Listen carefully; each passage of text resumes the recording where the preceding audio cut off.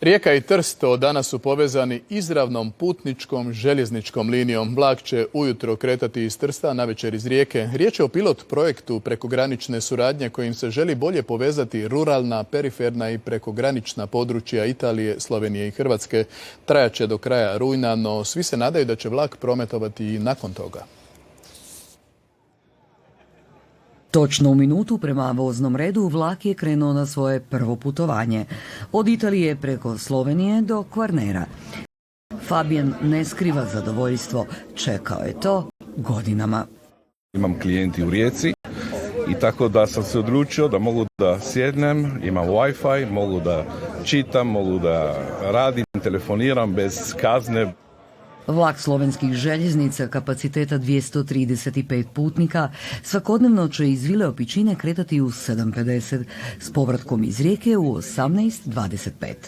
Ima dovoljno mjesta za bicikliste, nisko je podan, ima Wi-Fi, sodoban informacijski sistem, sve što treba danas putnik da putuje na sodoban, trajnostni način.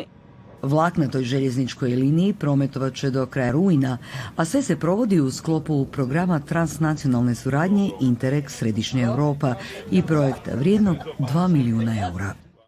Odlučili smo financirati ovaj projekt jer smo željeli povezati 3 zemlje Središnje Europe i poboljšati prekograničnu suradnju.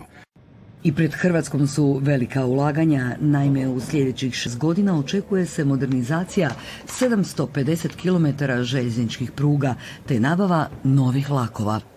Naša intencija je da stvorimo opet naviku putovanja vlakom i upravo ovakvi projekti kao što je ovaj potiču to ne samo unutar Republike Hrvatske, već i na međunarodnom planu.